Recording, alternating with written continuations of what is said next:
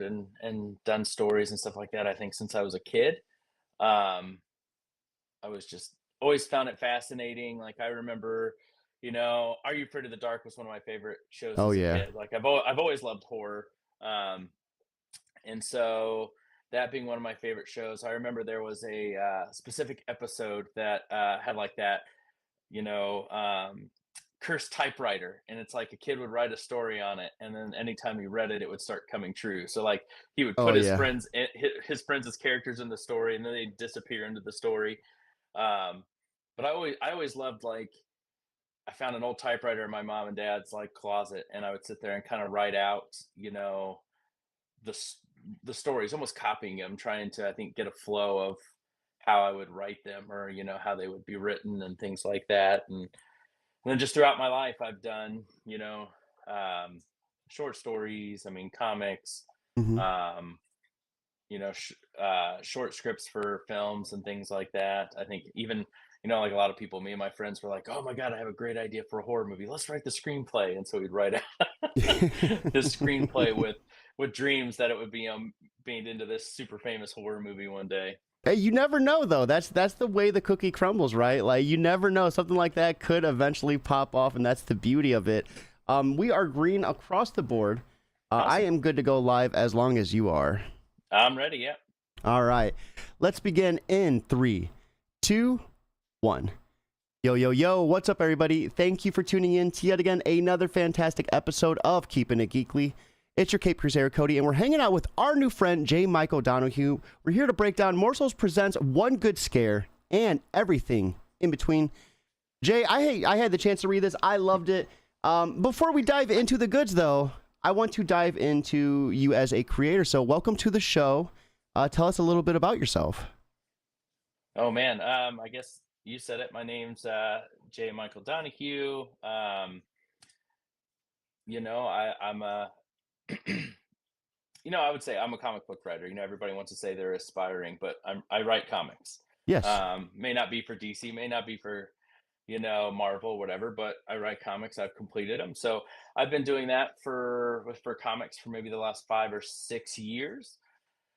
And really, it just kind of started with doing a bunch of short stories, trying to build my portfolio, meeting different artists, things like that. Which through the time I've met some of my best friends and collaborators and things like that from doing different projects.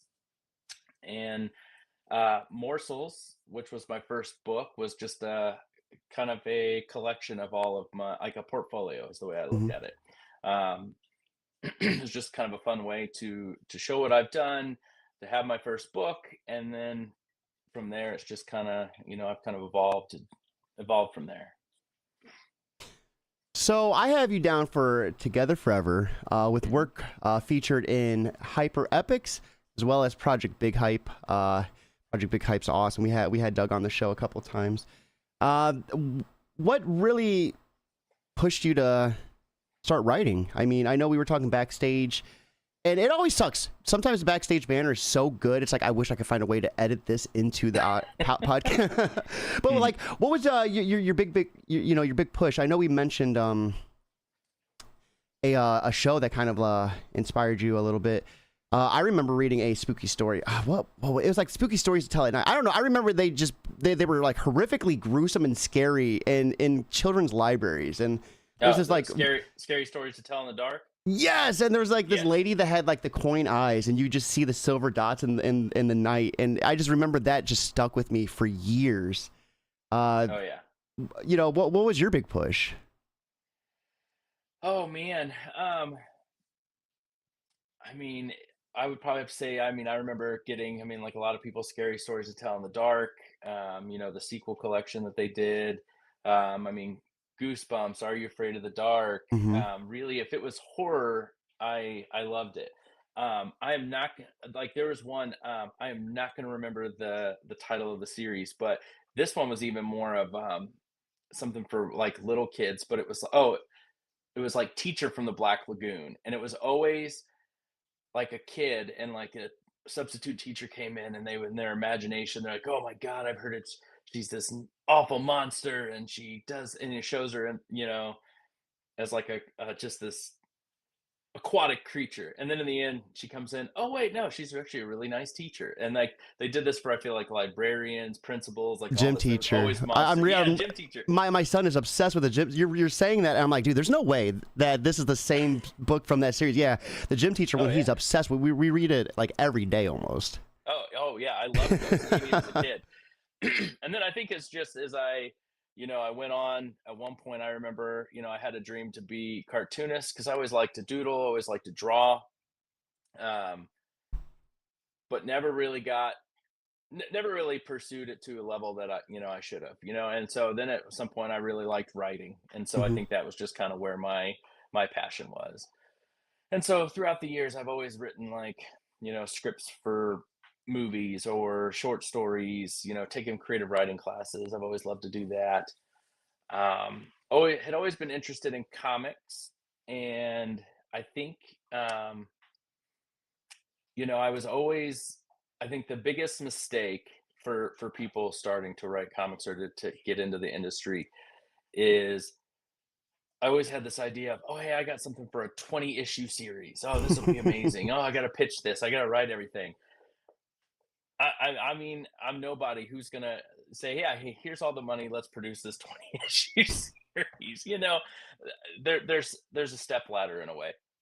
And so I got some really good advice to start small, especially because as a writer, if I can't draw my own stuff, I've got to pay an artist to do it. Pay a Hmm. colorist if they don't do colors. Pay, the letterer, which is just as important. Um, and then when you get into books, you've got cover artist, a person to create your logo. I mean, there's a lot that goes into it. Um, but I started with short stories. That's kind of how I met I call him my PIC, my partner in comics, but Jeremiah Sheik.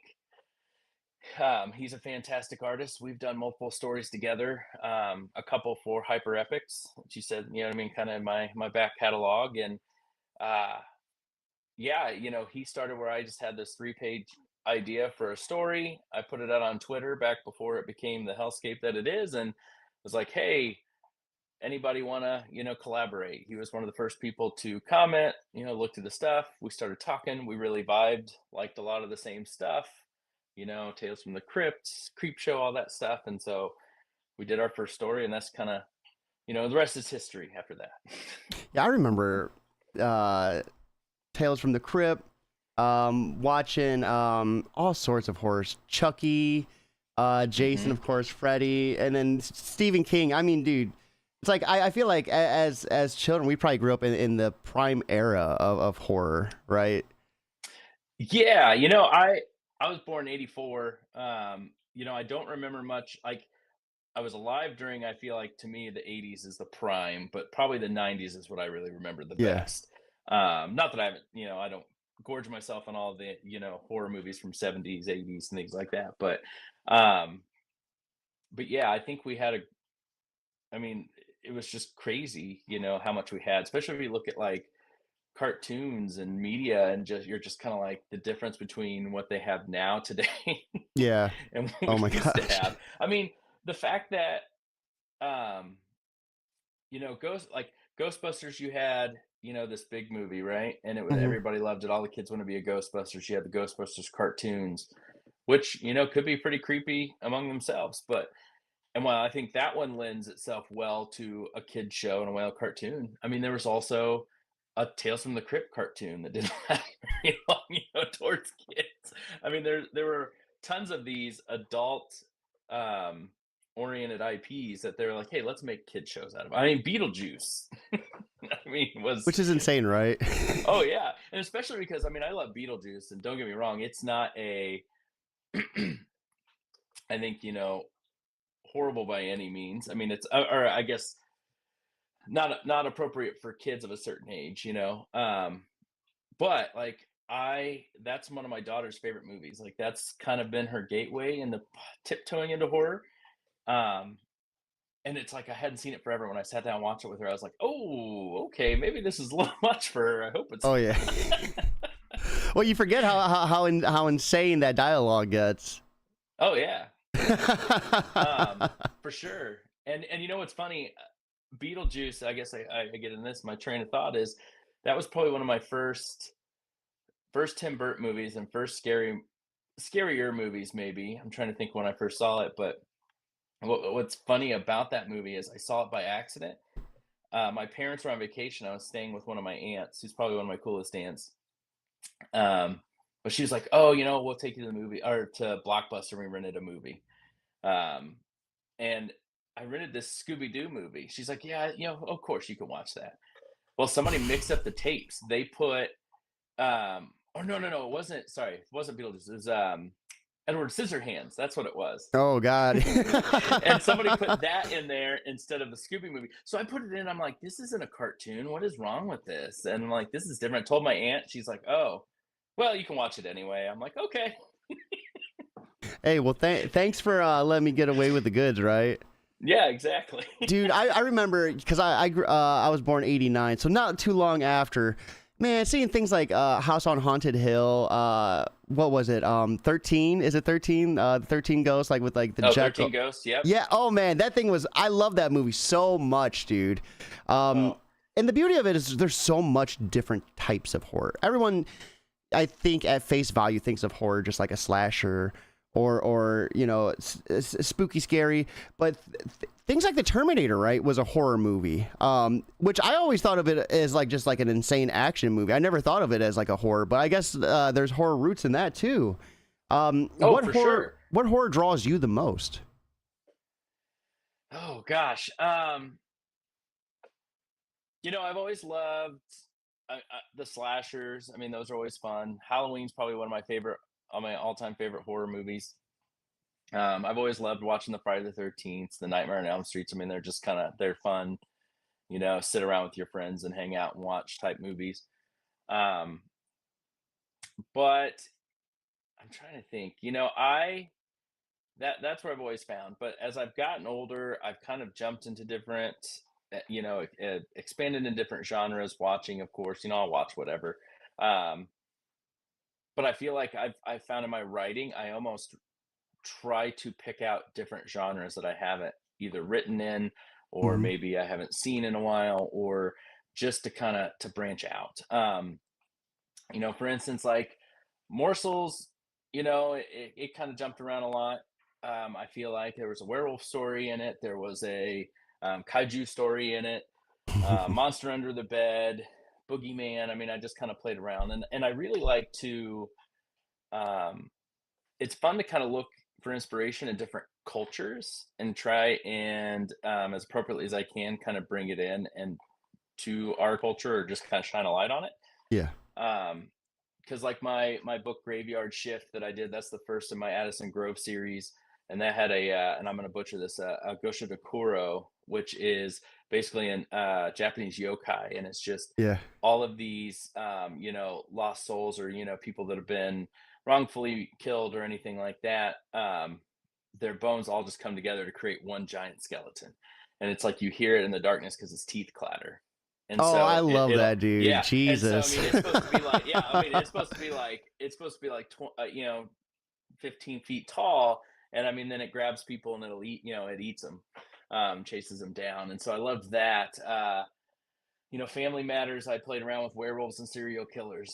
And that that one's a special story. I mean, that one, it's amazing. That's probably been sitting on my hard drive for like 10 years. It was a story that I've had that's been like a short, screenplay to a comic and different iterations, and finally, came together last year. So I was super excited about that one. So, when writing horror, what are some of the more important beats for you to hit? Like, what are you looking to accomplish when you're writing a script? I would say it depends on what series I'm going for. Like Addison Grove, those are a little bit longer. That one's been kind of fun to play with because I have this little like Easter egg of a character that's popped up in the first issues. And while it's not, it's just kind of a fun lead up because that's going to be the star of the final issue. And so it's just kind of a fun, thread to kind of keep everything together.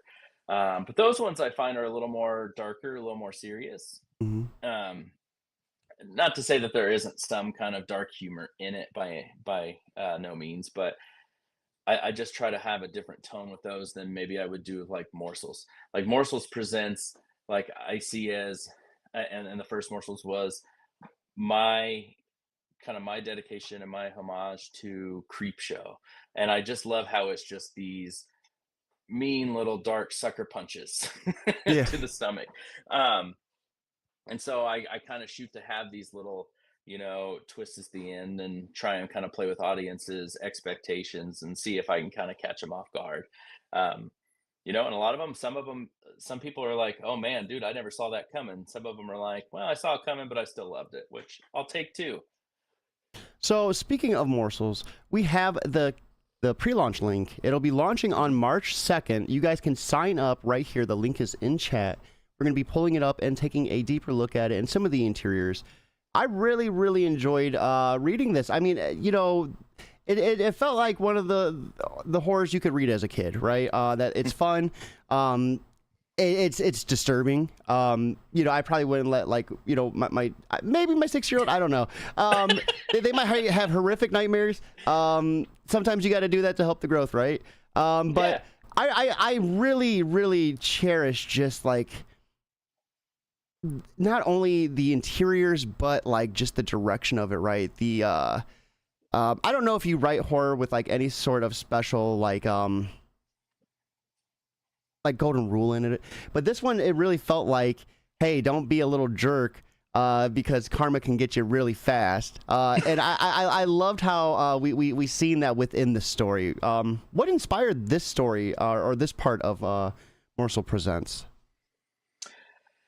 So this one actually started. It's kind of funny, and I will say I won't say uh, what the creature is. Like I won't describe it because I think it's fun for people to read it and find out. But if people are curious enough that they want to Google it, it's called a shirimi, and it's actually a Japanese yokai. Like this is a ghost that they believe in their culture. Um, and so it started because a buddy of mine, who his name's Nathan Bayless, he's a real talented. He's like a artist animator. Came to me. He's like, "Oh my god!" He goes, "You won't believe this.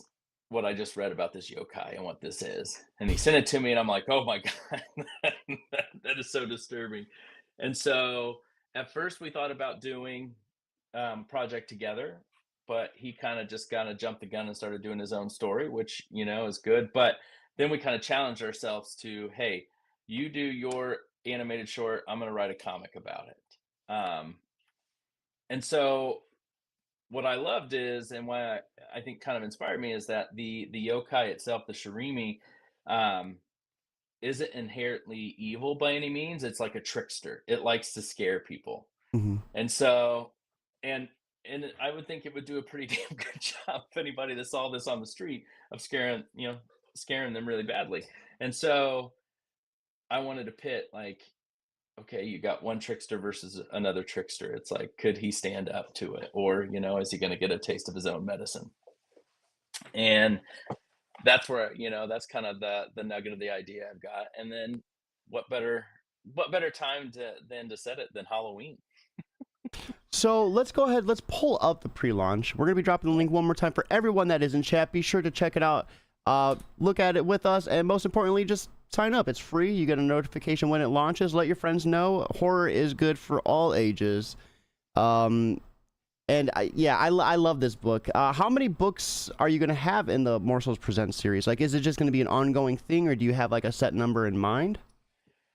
So, I feel like with Morsels Presents, I'm kind of going a little ambitious this year. And so the plan right now is to do 4 issues, maybe even a Christmas issue. And so each one is what I also what I'm kind of excited about. Maybe this is a little too on the nose, but as I hold here a Oh, copy hold on of one Morsels second. Presents. Oh, Let me go no, you're ahead. We're fine. gonna Sorry. boom. Right here, just to get a little shot. But what's a lot of fun with this is that I did this the digest size, so it's 5.5 by 8.5 versus your normal comic size. So it's a little bit smaller. It's horror you can take with yourself. But the fun thing is that each issue will be, I mean, 15 to maybe 20 pages in the story. Um, they're each going to be individually wrapped in their own issue, and then hopefully, if it's successful next year, I'll do a collected volume, and we'll see where we go from there. People are still hungry for morsels. I'm more than happy to keep creating them. But my biggest goal and why I think this is ambitious is that I am planning and have been working on is that each issue is going to be completely done, ready to print before it launches on Kickstarter. Oh, I love that. I love that. And then So because that's hard to do for a lot of creators. and it is, and that's kind of why this idea I feel like lends itself. It's a little bit shorter story. It's um, smaller, shorter production time for artists, colorists, and so on. I've also tried to spread out the jobs, and so with a lot of these, like it takes a lot of time to draw and color. So Carlos Angeli is basically did all the interior art and inked, which was amazing. Um, oh my gosh, Lorenzo Scaramalla is our colorist, which he did an amazing job. Justin Birch did the letters, which Justin's my go-to guy for letterers. Not saying there's nobody. I mean, there's tons of amazing letterers out there, but I really like working with Justin. He does amazing work. And then Colleen Palmer came in and created our new logo and everything like that, and the cover design. So I feel like I've put together a really talented team with really big coattails that I can ride on. I So really, the one thing I loved about this story is like once you read it and you take a look at the cover, like the cover is awesome, but like when you read it and you take a look at the cover again, you're like, damn, there's a lot going on here that I didn't even realize, like the Easter egg. I loved it. Is there any sort of inspiration for the cover? Like, is it paying homage to anything, or is this something you guys kind of created together? um, so Carlos did that, and it was just something we kind of created together. And I just had this idea. I think at first was, okay, it's Halloween, they're trick or treating. Hey, and I feel like I've seen this kind of concept before. I can't say that necessarily it's original to me, but like that the characters in the book are the masks that these kids are wearing. So it's their little masks on people, um, to kind of tease what's going on. And like I said, I think it is a lot of fun that when you look at this, you're like, well, okay, it's kids trick or treating. But then once you read the story and you go back and you're like, oh, okay, Yeah. the story was right there in front of me the whole time. And the one that I'm really excited about is that our little guy way in the back is actually kind of a callback to the original cover for Morsels, for the Alex Cormack's cover. And Hmm. it was like kind of an undead ghoul, like eating, well, what looks like a bucket full of popcorn, but really was just bugs, guts, and eyes. That's so cool. He's That is jumping down on, awesome. yeah. Let's go ahead. We're gonna take a look at some of these interiors. Um, yeah, I love the setting for this. It gave me such late '80s vibes too, and it's crazy, right? I remember being a kid, and that's like when you knew to get home, right? You see the street lights, you're like, I probably should, pack up the bicycle out of my friend's yard, and head home before I get yelled at. Any more days as fathers, I don't think I would be comfortable with my kid like hanging out like who knows where until like street lights are coming on, right? No, it's amazing how it's kind of gotten maybe worse with each generation, but I agree. I being more than mid 80s, I was probably one of the last, we were probably one of the last generations to really kind of have this like freedom just to kind of go do whatever. I mean, I'd be 12 or 13. Hey, can I go on a bike ride? Yeah, sure. Be back in 2 hours. Okay, see ya. And I mean, Yeah. I'm riding through neighborhoods now that when I look at them, I'm like, probably shouldn't have been riding alone, One thing around there. I But love to, I have glasses. People probably don't realize because I wear contacts, but negative 6.25. It's horrible. It's horrific. And I always wore mask for trick or treat, and this was the struggle, right? You either wore the glasses on the outside of the mask or on the inside of the mask, and it either fogged up or it just looked goofy. And I loved how you guys portrayed that so accurately with this. I give that all to Carlos. I think and maybe I'd have to look, but like, at first I was kind of having like, oh, he can pull down the masks, and he suggests he's like, hey, I think he would have the glasses on the outside. He goes, and I think, now that he has the glasses, he just kind of wears mask on top, and so I loved his little touches, and that's what I always find personally whenever I, um, find an artist that I'm working with. I always kind of tell them like, hey, unless I have it noted. I mean, of course, every once in a while there are specific visuals that I feel like are important or have to be in there, and I'll kind of note them. But for the most part, like I want the artist to come in and kind of put um, their talents to use and their style into the story. Because otherwise, why hire them? It's not like I'm coming Hmm. in and saying, "Hey, draw it, hey, the way I want it. Let's draw it how Let's. I love what you do. Make my story what in your style." And So I think Carlos, did a great job in that, and I like his little, flares. I think even too, I always tell him it's like, hey, maybe I wrote it from this angle, but that's a terrible angle to, have fun with mhm. it, change things up. And I really appreciated the color palette for this. It's like more muted, more dark, and it really puts you in that horror setting perfectly. Oh yeah, yeah. I love what Lorenzo did.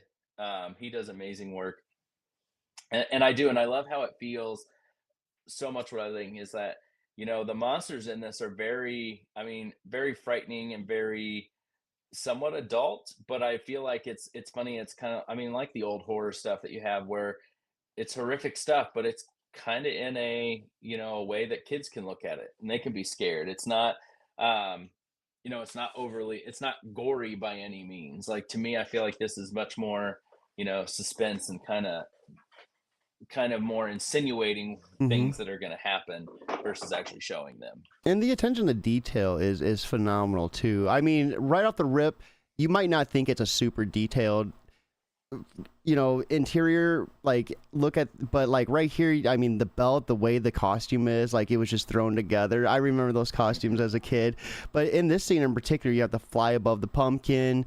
We have like the skirt of the person about to scare him right here, the right here in the corner, and then the scratch. I love this part too. This was such an awesome way to flip over to the scare. Dude, it was awesome. Hmm. Well, and I even love like that middle panel right there on the page that you're at, and just having um, the shadow over him, Yeah. versus seeing anybody scaring him. You're like, oh my god, what's that? And then it's just a punk kid. Oh man. And then of course we all know the old timer, right? The trucker hat, missing a few teeth, scraggly hair, probably Oh smells yeah. of several types of different liquor. Well, and I think uh, that's kind of my little throwback to, you always got the old timer in slasher movies. They're always like, "You're all gonna die. Don't mhm. go there." Okay, crazy old man, and then they all, they go where they're not supposed to, and they all die. So, So let's check out some of the character designs as well. What inspired these two? Were they always kind of part of the story when you first started scripting it, or did they get added along the way? I would say, I think with anything, I always just kind of gave, just kind of a brief description of what I kind of feel. I guess kind of, you got like more of a nerdy kid, and you've got kind of that, preteen, acne coming on the face, bully kind of kid. Hmm. So I can't say that they are necessarily referenced after anybody specific. But I always, in a weird way, like I don't have, doesn't have to stick with it, but I always kind of feel like a casting director, and it's like when I'm writing a script, I have maybe a certain actor in mind, and so I'll usually put like, hey, this is kind of the age. Hey, this is how I imagine them, like a Jennifer Lawrence type, or this type, or something like that. But here, I think I just kind of gave a basic like age description, kind of some physical features, and then just kind of let Carlos go from there. And then we of course had the old timer as well. I won't scroll anymore though. If you're interested, hit the pre-launch, hit that sign up, and then you could scroll down yourself. But as far as keeping it geekly, we're not going to spoil that surprise. So, you guys, you're going to have to sign up for that pre-launch to find out what that monster is going to look like. Man, J. Michael, with that being said, for anyone who might be on the fence about signing up for the pre-launch, what would you like to say to them, kind of help push them over that hump? Oh man, I don't know. I mean, if you're a fan of Creepshow, Tales from the Crypt, if you just like stories that kind of make you feel icky but kind of are fun, you know what I mean, to read, I would say definitely give Morsels Presents a shot. Um, what I'm really excited about this is we got a lot of perks too. Like I said, each issue is going to play with different genres. Each one is its own individual story, so that's kind of fun. Is that okay? Maybe J horror is not your thing, but slashers are. Hmm. Maybe slashers aren't, but zombies are. And so on and so forth. And so I think that's going to be a fun thing. The other thing that I've got right now is we are at 138 signups for the pre-launch, and part of that is that I am offering some early bird, our free early bird swag for different tiers that we hit for our pre-launch signups. So right now we've unlocked our first one. So everybody that backs at a physical level in the first 48 hours is going to get a basically the size of the cover, but you're going to get a print of the cover art. Oh, that's so Um, cool. yeah, and so we're 12 signups away from adding a sticker pack, so some fun little ghouls to stick on your computer, stick on your notebooks, give them to your kids, put them on backpacks. Um, and then, after that, I think if we hit 200, we've got a print of one of the interior pages. So that way you kind of have, a print art of kind of the interiors. But like I said, those are for early birds. So if you back at a physical tier in the first 48 hours, then you automatically are going to get those in with your book when you get them. That's awesome. So, That is awesome. yeah. And for everyone interested, the links are in chat. If you guys are watching this after the live stream, you can hit the description. The link will be there as well. So, Jay, it looks like you have your hands in a couple pots. Are there any other campaigns that you're going to be launching in the near future? Or any other books that you're working on currently that you can talk about? I've got something that I probably can't fully talk about. I think I'm waiting for the green light from the editor, but I'm excited because I've got a script in. It's one of the first ones I have in with a publisher project. Like I said, Morsels is going to be 4 issues. So as soon as Morsels presents one good scare, hopefully, fingers crossed, hits its goal.